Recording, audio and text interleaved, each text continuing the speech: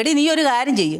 ആ യൂട്യൂബിനകത്ത് ഒരുപാട് ഈ ഗോവയുടെ പരസ്യമോ അതും ഇതൊക്കെ ഉണ്ട്. അതൊക്കെ കണ്ണങ്ങോട്ട് ചെയ്യ് പെണ്ണേ. അതല്ലേ വേണ്ടത്.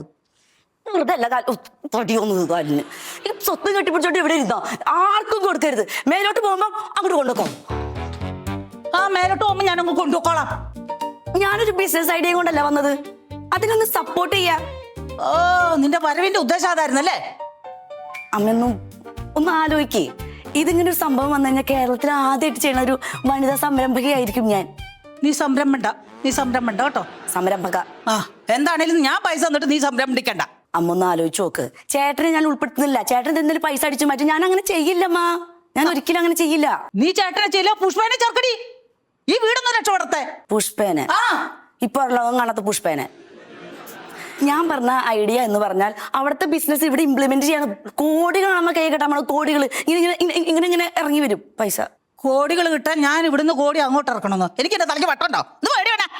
ഞാൻ പോവാ. നീ പോ. അമ്മ കൂടെ ആലോചിക്കട്ടാ. ഞാൻ ആലോചിക്കുന്നില്ല, ഒന്നുമില്ല. നീ നിന്റെ കാര്യം നോക്കി പെണ്ണേ. പാട്ടറാകാൻ വന്നിരിക്കുന്നു എന്നെ പാട്ടറാക്കാൻ. നിങ്ങൾ ശബ്ദം പിടിച്ചോണ്ടിരുന്നോ? ആർക്കും ഉപകാരം ഉണ്ടാവരുത്. ഉണ്ടാവില്ല. ഓ, എന്തിനാണോ ഞാൻ ഇവിടെ ജനിച്ചത്? വേറെ എവിടെയെങ്കിലും പോയി ജനിച്ചാൽ മതിയായിരുന്നു. നീ എന്റെ വായിരിക്കുന്ന മുഴുവൻ കേട്ടോണ്ടേ പോവുള്ളോ?